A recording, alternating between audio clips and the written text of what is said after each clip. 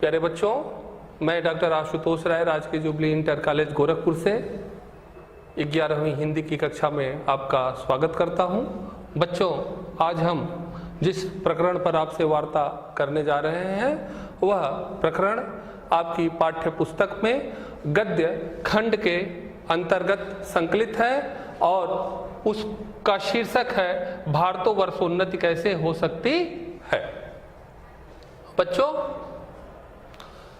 भारत अर्थात हमारा अपना देश, इस देश की उन्नति कैसे हो सकती है, इस विषय पर भारतेंदु हरिश्चंद्र जी ने जो अपने विचार व्यक्त किए हैं उन विचारों से हम आपको अवगत कराएंगे।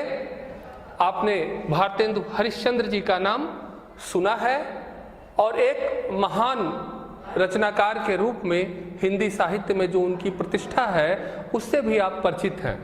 बच्चों, आइए मैं इस महान लेखक के जीवन परिचय से आपको अवगत कराता हूं। देखिए बच्चों, एक जो छायाचित्र आपके सामने है यह हिंदी साहित्य के महान रचनाकार भारतेंदु हरिश्चंद्र जी का है। आपका जन्म सन 1850 ईस्वी में वाराणसी में हुआ था। आपके पिता का नाम श्री गोपाल चंद्र गिरधर दास था और अल्पायु में अत्यंत कम अवस्था में मात्र 35 वर्ष की अवस्था में 1885 ईस्वी में आपने इस संसार को अलविदा कह दिया। लेकिन इस छोटे से जीवन काल में साहित्य और समाज को उन्होंने जो कुछ दिया उसकी जितनी भी प्रशंसा की जाए वह कम होगी। आप उनकी महानता को इस ढंग से समझ सकते हैं कि जब हम हिंदी साहित्य के इतिहास के अंतर्गत आधुनिक काल के काल विभाजन में जाते हैं तो आधुनिक काल के सबसे प्रथम युग का नाम ही महान लेखक भारतेंदु के नाम पर पड़ा। भारतेंदु युग के नाम से जाना जाता है। हिंदी साहित्य में जो उनकी उपादेयता रही, जो कुछ उन्होंने अवदान किया, उस अवदान को महत्व प्रदान करने के लिए, उनके अवदान को नए सिरे से रेखांकित करने के लिए हम आधुनिक काल के प्रथम कालखंड को भारतेंदु युग के नाम से जानते हैं। बच्चों, आइए हम आपको भारतेंदु जी के रचना संसार से परिचित कराते हैं। देखिए बच्चों, भारतेंदु जी ने खड़ी हिंदी बोली गद्य का आविर्भाव किया। जो काव्य रचनाएं हो रही थी वो ब्रज भाषा में हो रही थी, लेकिन भारतेंदु जी यद्यपि की काव्य रचना के क्षेत्र में उन्होंने स्वयं ब्रज भाषा का प्रयोग किया, लेकिन गद्य के क्षेत्र में वह खड़ी हिंदी बोली को लेकर आए और अपने समय के लेखकों को खड़ी हिंदी बोली में लेखन के लिए प्रोत्साहित किया। दूसरी महत्वपूर्ण बात यह रही कि भारतेंदु जी के प्रयास से हिंदी साहित्य की नवीन विधाओं का भी आविर्भाव हुआ। भारतेंदु की प्रेरणा से गद्य लेखन का विकास हुआ और कहानी, नाटक, उपन्यास, यात्रावृत्त, संस्मरण अनेक रूपों में गद्य लिखा जाने लगा। यह भारतेंदु जी की उनके प्रयास की एक बड़ी उपलब्धि रही। बच्चों, आपके रचना संसार में जो सबसे प्रमुख नाटकों को देखते हैं बच्चों। सत्य हरिश्चंद्र, आप जानते हैं कि महात्मा गांधी ने केवल 2 नाटक देखे थे और बचपन में, और उन दोनों नाटकों का उनके जीवन पर बड़ा ही प्रभाव पड़ा था। उसमें से सत्य हरिश्चंद्र और श्रवण कुमार की मातृ पितृभक्ति। तो सत्य हरिश्चंद्र, नील देवी, श्री चंद्रावली, भारत दुर्दशा, अंधेर नगरी, रत्नावली, भारत जननी, धनंजय विजय। निबंध संग्रह सुलोचना, मदालसा, लीलावती, दिल्ली दरबार दर्पण। इतिहास ग्रंथ सरयू पार की यात्रा, लखनऊ की यात्रा। भारतेंदु जी ने अपने समय में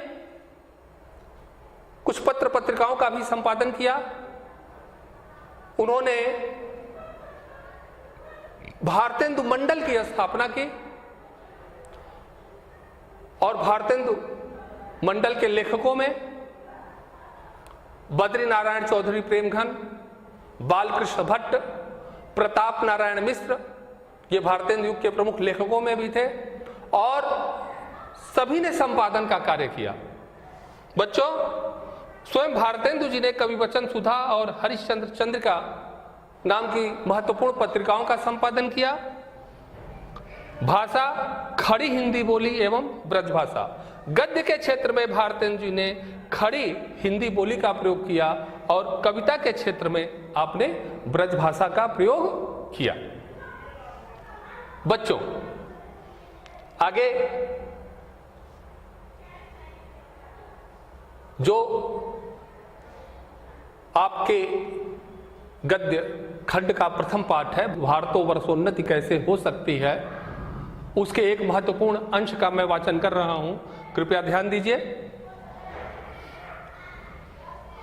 आज बड़े आनंद का दिन है कि छोटे से नगर बलिया में हम इतने मनुष्यों को एक बड़े उत्साह से एक स्थान पर देखते हैं। इस अभागे आलसी देश में जो कुछ हो जाए वही बहुत है।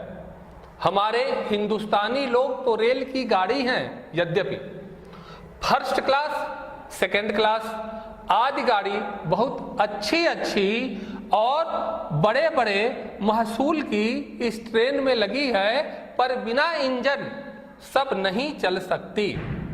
वैसे ही हिंदुस्तानी लोगों को कोई चलाने वाला हो तो ये क्या नहीं कर सकते। इनसे इतना कह दीजिए, का चुप साध ही रहा बलवाना। फिर देखिए हनुमान जी को अपना बल कैसे याद आता है, सो बल कौन याद दिलावे।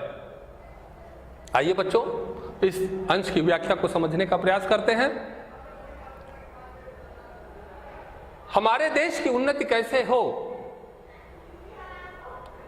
इस विषय पर भारतेंदु जी ने इस निबंध में विचार किया है।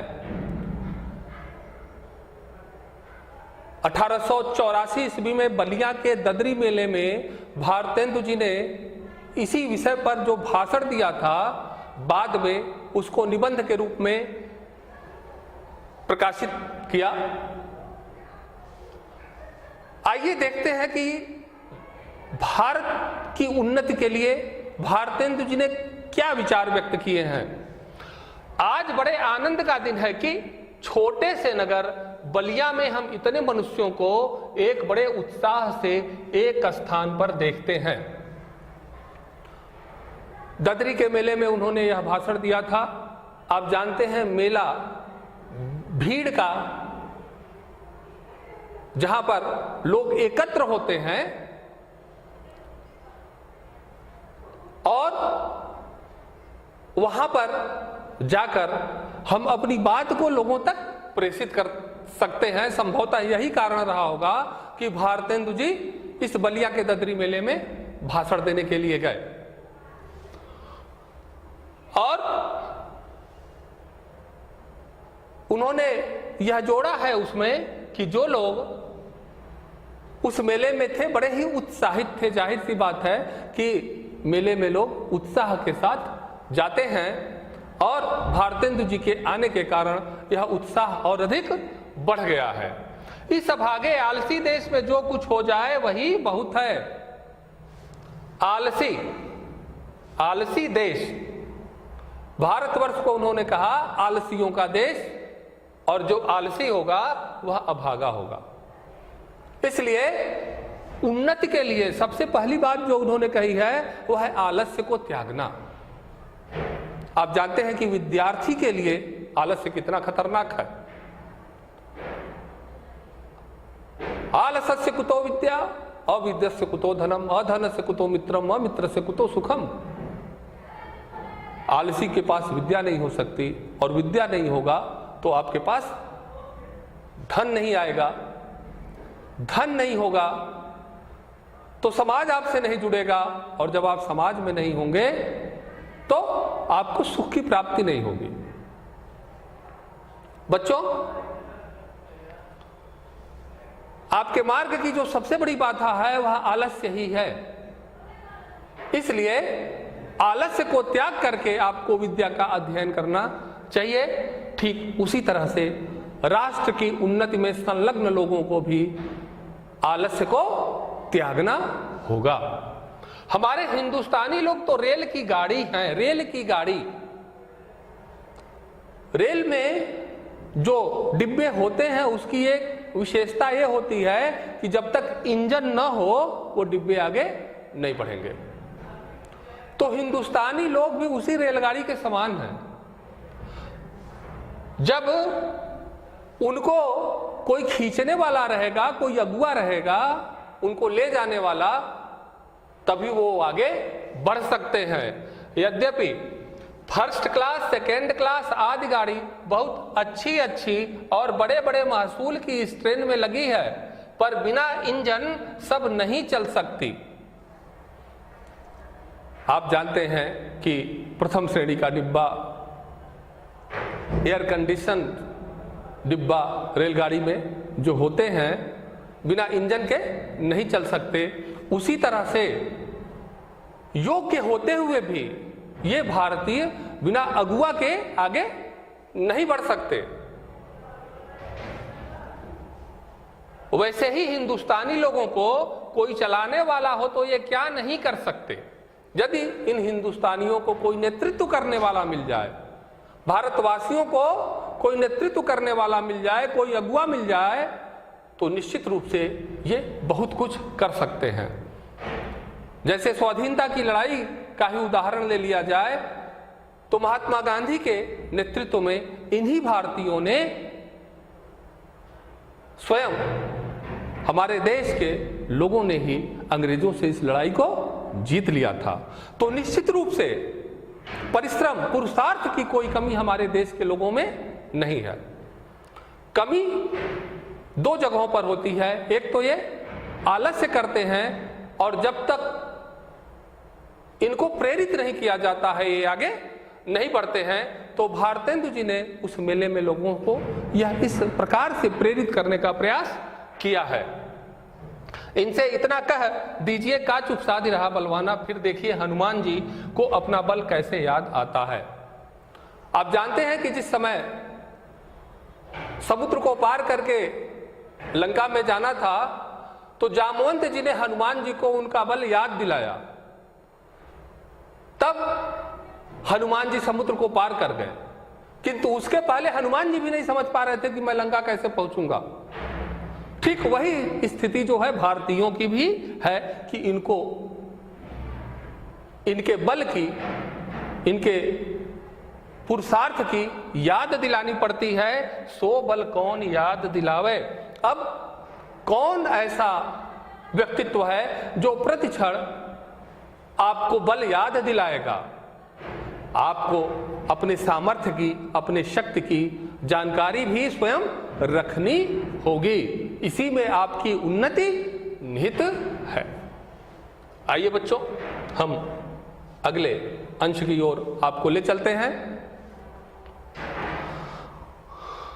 देखिए मैं वाचन कर रहा हूं, ध्यान दीजिए। बहुत लोग यह कहेंगे कि हमको पेट के धंधे के मारे छुट्टी ही नहीं रहती है। बाबा हम क्या उन्नति करें, तुम्हारा पेट भरा है, तुमको दून की सूझती है। यह कहना उनकी बहुत भूल है। इंग्लैंड का पेट भी कभी यूं ही खाली था। उसने एक हाथ से अपना पेट भरा, दूसरे हाथ से उन्नति के कांटों को साफ किया। क्या इंग्लैंड में किसान, खेत वाले, गाड़ीवान, मजदूर, कोचवान आदि नहीं है?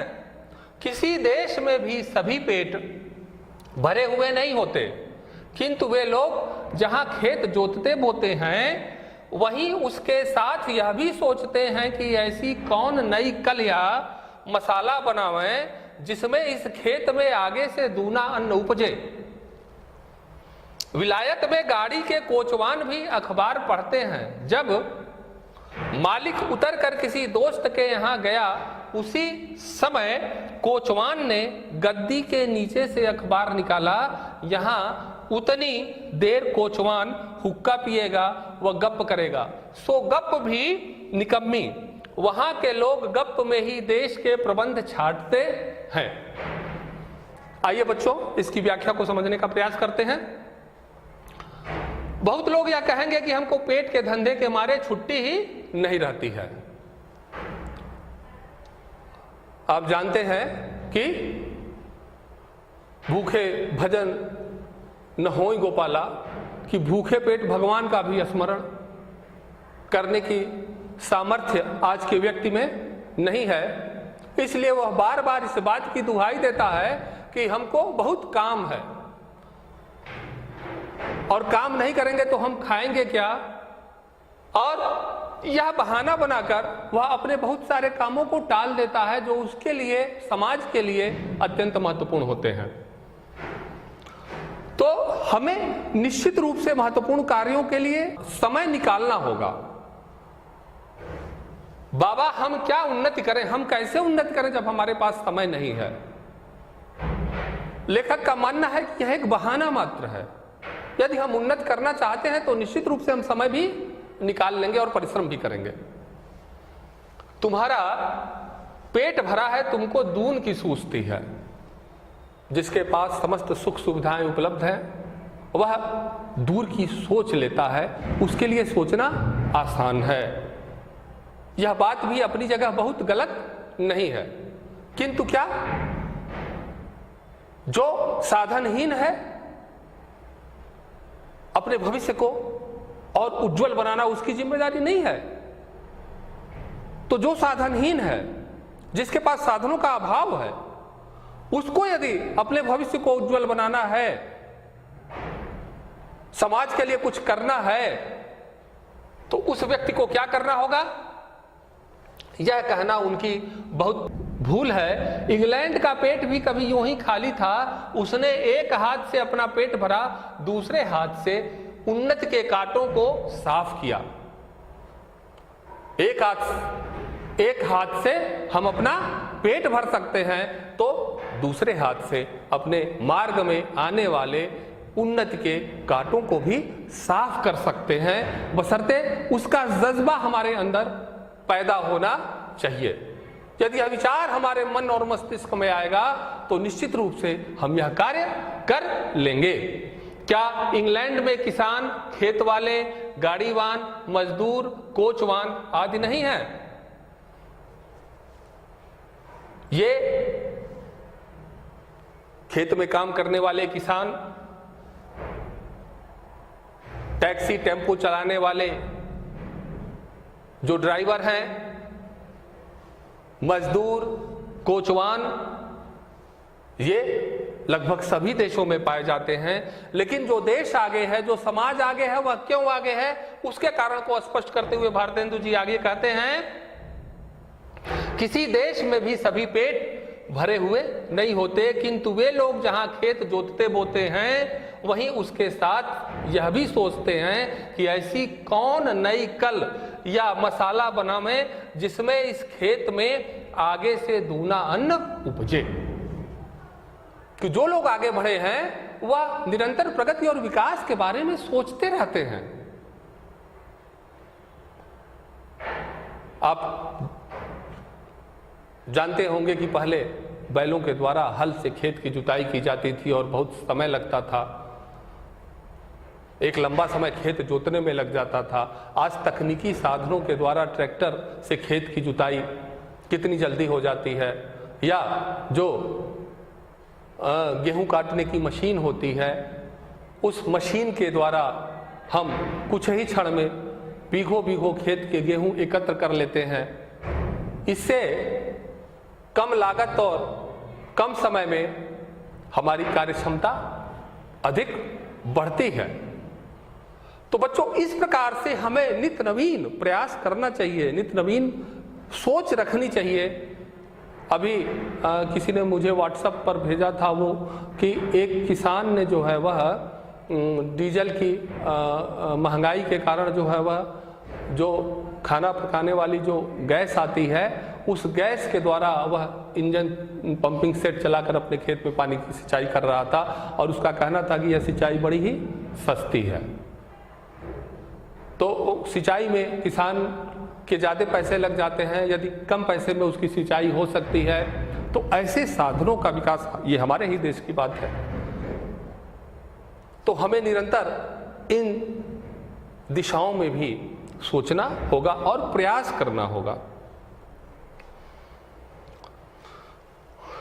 जब मालिक उतरकर किसी दोस्त के यहां गया, उसी समय कोचवान ने गद्दी के नीचे से अखबार निकाला, यहां उतनी देर कोचवान हुक्का पिएगा व गप्प करेगा। इंग्लैंड का जो उदाहरण दिया है लेखक ने, आगे लेखक ने कहा है कि जब वह कोचवान खाली समय उसका रहता है तो वह अपनी सीट के नीचे अखबार भी रखता है और यहाँ का जो कोचवान है वह कोरे समय में गप्प करेगा, ताश खेलेगा। तो इस प्रकार से उसकी उन्नति निश्चित रूप से बाधित होगी। क्षणे क्षणे विद्या कणे कणे धनम, क्षण क्षण के उपयोग से हम विद्या अर्जित कर सकते हैं, अर्जित करते हैं और कण कण को जोड़कर हम धनवान बन सकते हैं। तो इस प्रकार से बच्चों, जो समय का सदुपयोग है वह आपके जीवन में अत्यंत ही महत्वपूर्ण है, क्योंकि मन पछताइए अवसर बीते। जब एक बार अवसर हाथ से निकल जाएगा तो फिर आप हाथ मलते रह जाएंगे, पश्चाताप के अतिरिक्त और कुछ नहीं मिलेगा। इसी बात की ओर लेखक ने यहां पर संकेत किया है। सो गप भी निकम्मी, जो गप वो करेगा समय बिताने के लिए वह अर्थहीन होती है। वहां के लोग गप में ही देश के प्रबंध छाटते हैं, किंतु इंग्लैंड जैसे देश में ऐसे खाली समय में वह अपने देश के वैदेशिक नीतियों पर, आर्थिक नीतियों पर, या हमारे देश में सामाजिक सुधारों के प्रति यह सरकार कितनी जागरूक है, समाज के लिए, देश के लिए क्या कर रही है, ऐसे विषयों पर वो लोग विचार करते हैं। इसलिए वह विकसित देशों की श्रेणी में आते हैं और हम इसीलिए अभी तक विकासशील देश की श्रेणी में है। यह अंतर बच्चों हमारे और उनके में है। तो इस फर्क को आप आज के छात्र हैं, तो आज का जो छात्र है वही भविष्य का नागरिक है। भविष्य में आप इस समाज और देश के एक जिम्मेदार व्यक्ति होंगे। तो आपके अंदर यदि यह भाव पैदा होगा तो निश्चित रूप से हमारे समाज और देश का भी भविष्य उज्जवल होगा। बच्चों, आज जिस पाठ का हमने अध्ययन किया